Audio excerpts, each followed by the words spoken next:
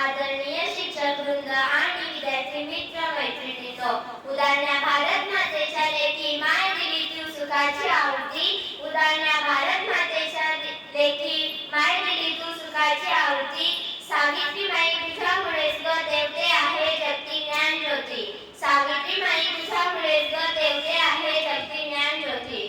श्रोतेहो, ज्या काळात स्त्रीला मानाचे स्थान मिळत नव्हते, शिक्षणापासून आणि स्वातंत्र्यापासून स्त्रीला दूर ठेवून तिला परावलंबी आणि परतंत्र ठेवले जात होते.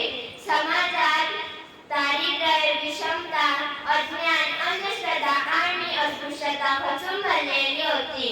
समाज पिळवणूक, फसवणूक, कर्मठता अशा एक ना अनेक समस्यांनी ग्रासलेला होता. हे जरी आता सांगून देखील खरे वाटणार नाही. स्वातंत्र्य तर जाऊ द्या, पण शिकणे आणि शिकवणे हे पाप समजले जाईल. अशा अंधकाराने भरलेल्या समाजात 3 जानेवारी 1831 रोजी एका तेजाचा उदय झाला. या सूर्यनारायण रूपी तेजाचे नाव देखील सूर्याच्या नावांपैकी एक होते, ते म्हणजे सावित्री, क्रांतिज्योती सावित्रीबाई. शिक्षणाच्या स्वर्गाचे जिने उघडले दार, शिक्षणाच्या स्वर्गाचे जिने उघडले दार, ती सावित्री आहे जगाची शिलेदार, ती सावित्री आहे जगाची शिलेदार. क्रांतिज्योती सावित्रीबाई ज्योतिराव फुले ह्या भारतीय शिक्षिका, कवयित्री व समाज सुधारक होत्या. सावित्रीबाईच्या आईचे नाव लक्ष्मीबाई तर वडिलांचे नाव खंडोजी नवसे पाटील होते. वयाच्या 9व्या वर्षी सावित्रीबाईचं लग्न लावून देण्यात आलं. पण भाग्याची गोष्ट म्हणजे ज्यांच्यासोबत सावित्रीबाईंचे आयुष्य जोडले गेले ते क्रांतीसूर्य महात्मा ज्योतिबा फुले यांनी आपल्या परिस्पर्शाने सावित्रीबाईंच्या आयुष्याचे सोने केले.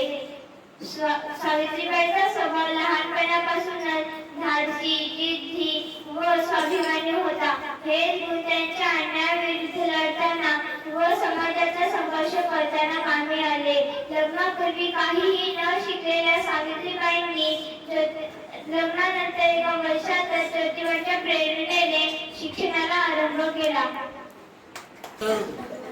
सोसुने अनंत यातनं शिकवलं स्त्रियांना, सोसुने अनंत यातनं शिकवलं स्त्रियांना, धन्य धन्य होतो आम्ही थोरवी तुझी गाथांना, धन्य धन्य होतो आम्ही थोरवी तुझी गाथांना. सावित्रीबाईचे सासरे गोविंदराव फुले यांचे मूळचे आडनाव गोरे होते, परंतु पेशव्यांनी त्यांना फुलबागेची जमीन बक्षीस दिली, म्हणून फुलांच्या व्यवसायावरून त्यांना फुले आडनाव मिळाले. सावित्रीबाईचे पती ज्योतिराव यांच्या लहानपणी त्यांच्या आईचा मृत्यू झाला. त्यांच्या मावस आत्या सगुणाऊ यांनी त्यांचा सांभाळ केला. सगुणाऊ एका इंग्रज अधिकाऱ्याच्या दाई म्हणून काम करत असत. त्यांना इंग्रजी काढायचे व बोलताही यायचे. त्यांनी आपल्या या ज्ञानाचा उपयोग ज्योतिरावांच्या शिक्षणासाठी केला. वैद्य समाजाची ज्योतिबा सावित्रीने जाणले, वैद्य समाजाची ज्योतिबा सावित्रीने जाणले. स्त्रियांच्या शिक्षणाची दारी अविरत ज्ञानगंगा आणली, स्त्रियांच्या शिक्षणाची दारी अविरत ज्ञानगंगा आणली. सावित्रीबाईंनी 1848 साली पुण्यात पहिली मुलीची शाळा सुरू केली. पती महात्मा ज्योतिबा फुले यांच्या मदतीने सतत पुढे जाण्याकरता प्रेरणा मिळत होती. 1 मे 1847 रोजी सावित्रीबाईंनी सगुणाऊला मागासवर्गीय वस्तीत एक शाळा काढून दिली. ही त्यांची पहिली शाळा. सगुणाऊ तेथे आनंदाने आणि उत्साहाने शिकू लागल्या. तू तुझ्या स्वप्नांची कोमेजून दिली नाहीस फुले, तू तुझ्या स्वप्नांची कोमेजून नाही दिलीस फुले, तूच तर आहेस शिक्षण घेणारी व देणारी पहिली महिला सावित्रीबाई फुले, तूच तर आहेस शिक्षण घेणारी व देणारी पहिली महिला सावित्रीबाई फुले. तो काळ स्त्रियांसाठी फारसा चांगला नव्हता. समाजाच्या भीतीने ज्योतिबांच्या घरच्यांनी दोघांनाही बाहेर काढले, परंतु ज्योतिबांनी सावित्रीबाईंचे शिक्षण सुरूच ठेवले व त्यांचा प्रवेश एका प्रशिक्षण शाळेत घेतला. समाजाच्या इतक्याच विरोधानंतर देखील सावित्रीबाईंनी आपले शिक्षण पूर्ण केले. स्त्रियांच्या शिक्षणाची खरी सावित्री तूच कैवारी, स्त्रियांच्या शिक्षणाची करी सावित्री तूच कैवारी, तुझ्यामुळे शिकत आहे आज प्रत्येक नारी, तुझ्यामुळे शिकत आहे आज प्रत्येक नारी.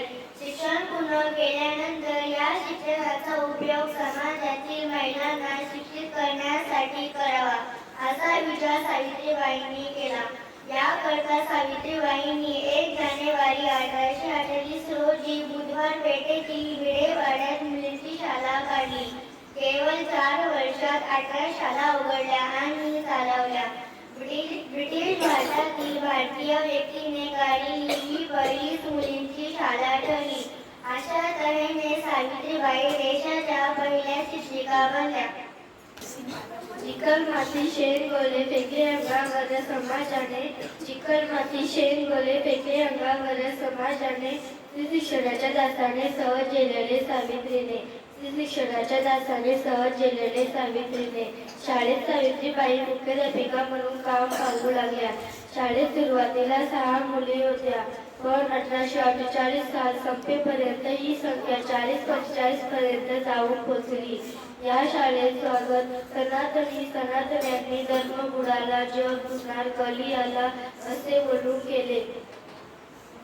सावित्रीबाईंच्या अंगावर शेण, कचरा, दगड फेकला, काहींनी तर हात टाकण्याची भाषा केली. पण न घाबरता सावित्रीबाईंनी शिक्षण प्रसाराचा उपक्रम चालूच ठेवला. किती भोगले किती सोसले तरी तिने शिकवले, किती भोगले किती सोसले तरी तिने शिकवले. स्त्री शिक्षणाचे धडे पुढे तिच्या साऱ्या लेकींनीच गिरवले, स्त्री शिक्षणाचे धडे पुढे तिच्या साऱ्या लेकींनीच गिरवले. 1849 साली पुणे येथे उस्मान शेख या मुस्लिम बांधवांच्या घरी मुस्लिम महिलांना आणि लहान मुलांना शिक्षित करण्याच्या उद्देशाने त्यांनी शाळा सुरू केल्या. ज्योतिबा फुले यांच्या मदतीने आर्थिक सहाय्य न घेता जानेवारी 1848 ते पासून 1852 पर्यंत मुलींची शिक्षण करता त्यांनी सावित्रीबाईंनी 18 शाळा सुरू केल्या. त्यांच्या अंधाऱ्या जीवनाला सावित्री उजळवलीस तू, त्यांच्या अंधाऱ्या जीवनाला सावित्री उजळवलीस तू. क्रांती ज्योती ज्ञान ज्योती दिनांची खरी माय तू, क्रांती ज्योती ज्ञान ज्योती दिनांची खरी माय तू. शिक्षणाच्या प्रसारासाठी अन्य सामाजिक क्षेत्रातही काम करणे गरजेचे होते. बालगरड विवाह प्रथेमुळे अनेक मुले वयाच्या 12-13व्या वर्षी विधवा व्हायच्या. ब्राह्मण समाजात विधवा पुनर्विवाह मान्य नव्हता. पतीच्या निधनानंतर अशा विधवांना सती जावे लागे किंवा मग त्यांचे केशवपण करून कुरूप बनविले जाईल. या विधवा मग पुन्हा तरी नराधमाच्या शिकार बनत. गरोदर विधवा म्हणून समाज छळ करणार अशा विचारांनी या विधवा आत्महत्या करत किंवा भ्रूण हत्या करत. अज्ञानाच्या बंदिस्त पिंजऱ्यात कैद होती नारी, अज्ञानाच्या बंदिस्त पिंजऱ्यात कैद होती नारी. संकटांशी करून सामना सावून तू मुक्त केलीस नारी, संकटांशी करून सामना सावून तू मुक्त केलीस नारी. ज्योतिरावांनी या समस्येवर उपाय म्हणून बालहत्या प्रतिबंधक गृहे सुरू केली. सावित्रीबाईंनी ती समर्थपणे चालवली. फसवणुकीने गरोदर राहिलेल्या विधवेचे त्या बाळंतपण करत. या बालहत्या प्रतिबंधातील गृहातील सर्व अनाथ बालकांना सावित्रीबाई आपलीच मुले मानत.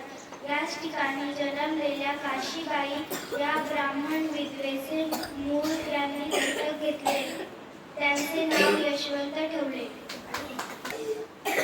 शिकून मोठ्या होऊन ज्ञानाच्या विशालावी, शिकून मोठ्या होऊन ज्ञानाच्या विशालावी. सावित्रीच्या लेखे आम्ही उंच गरुड भरारी घेऊ, सावित्रीच्या लेखे आम्ही उंच गरुड भरारी घेऊ. केशवपण बंद करण्यासाठी नाभिक समाजातील लोकांचे प्रबोधन करणे व त्यांचा संप घडवून आणणे, पुनर्विवाहाचा कायदा व्हावा यासाठी प्रयत्न करणे अशी अनेक छोटी छोटी कामे सावित्रीबाईंनी कल्पकतेने पार पाडली. सत्यशोधक व्हावा या सत्यशोधक समाजाच्या कार्यातही सावित्रीबाईंचा मोठा सहभाग असे. ज्योतिबा फुले यांच्या निधनानंतर तरी त्या सुद्धा कार्यमग्न राहिल्या आणि समाजाचे ऋण फेडत राहिले. सावित्रीच्या लेखी या जगात कर्तृत्व गाजवत आहेत. सावित्रीच्या लेखी या जगात कर्तृत्व गाजवत आहेत. ज्ञानाचा विशाल नभात मुक्त बाजारी घेत आहे. ज्ञानाचा विशाल नभात मुक्त बाजारी घेत आहे. इसवी सन 1896 सालातल्या दुष्काळात सावित्रीबाईंनी समाजाला सत्कार्याचा आदर्श घालून दिला. 1897 साली पुण्यात महाभयंकर अशी प्लेगची साथ सुरू झाली. सावित्रीबाईंनी स्वतःच्या प्राणाची पर्वा न करता रुग्णालयात सेवा करीत राहिल्या. अशातच त्यांना 10 मार्च 1897 सालात जगाला त्यांनी निरोप घेतला. सावित्री केवळ तुझ्या मुले मिळाले महिलांना ज्ञान. सावित्री केवळ तुझ्या मुले मिळाले महिलांना ज्ञान. जगती आज होत आहे महिलांचा सन्मान. जगती आज होत आहे महिलांचा सन्मान. सावित्रीबाई फुले या भारताच्या प्रथम महिला शिक्षिका नव्हत्या, तर त्या एक उत्तम कवयित्री, अध्यापिका, समाजसेविका आणि विज्ञान करणाऱ्या महिला होत्या. काव्य फुले व बावन कशी सुबोध रत्नाकर हे काव्यसंग्रह त्यांनी लिहिले. याशिवाय सावित्रीबाईंना महिलांच्या मुक्तिदाता देखील म्हटले जाते. त्यांनी आपले संपूर्ण आयुष्य महिलांना शिक्षित करण्याकरता आणि त्यांना त्यांचा हक्क मिळवून देण्याकरता खर्ची घातले. तू क्रांती ज्योती, तू ज्ञानाई, तू धैर्याची मूर्ती. तू क्रांती ज्योती, तू ज्ञानाई, तू धैर्याची मूर्ती. सावित्रीबाई वर्णावी किती तुमची कीर्ती. सावित्रीबाई वर्णावी कीर्ती तुमची कीर्ती. तुझ्या ऋणातून कशा होऊ आम्ही उतराई. तुझ्या ऋणातून कशा होऊ आम्ही उतराई. आद्य आणि वंद्य तू आमची लाडकी सावित्रीबाई. आद्य आणि वंद्य तू आमची लाडकी सावित्रीबाई. आज समस्त स्त्री वर्ग सावित्रीबाईंचा ऋणी आहे. आज त्यांच्यामुळेच समाजात चूल व मूल या संकल्पनेमध्ये बांधली गेलेली स्त्री हातात पेन व पुस्तक घेऊन स्वतः शिक्षित तर झालीच, पण त्याबरोबर साऱ्या समाजालाही शिक्षित केले. सावित्रीबाईंकडून मिळालेले शिक्षण हे समस्त स्त्री वर्गासाठी एक वरदान आहे. असे वरदान त्याने स्त्री समाजात हक्क न्याय याविषयी ठामपणे बोलत आहे. प्रत्येक क्षेत्रात आपली कर्तबगिरी दाखवत आहे. पण त्या काळात स्त्री शिक्षणासाठी सावित्रीबाईंनी सोसलेल्या हाल, अपेक्षा, कष्ट यांची कल्पना देखील आज आपण नाही करू शकत. सावित्रीबाईंनी त्यावेळेस शिक्षणाचे जे बीज लावले होते त्याचे फळ आज भारतीय महिला चाकत आहे. म्हणून आजच्या प्रत्येक स्त्रीला सावित्रीबाईची लेख म्हणून घेण्याचा अभिमान वाटतो. म्हणूनच आम्ही सावित्रीबाई समस्त स्त्री वर्ग सावित्रीबाईंना हेच वचन देतो की ज्ञानाच्या विशाल नदी आम्ही गरुड भरारी घेऊ. ज्ञानाच्या विशाल नदी आम्ही गरुड भरारी घेऊ. सावित्रीबाईच्या लेखी आम्ही शिकून मोठ्या होऊ. सावित्रीबाईच्या लेखी आम्ही शिकून मोठ्या होऊ. क्रांतिज्योती सावित्रीबाई फुले यांना आमचं विनम्र अभिवादन. जय हिंद.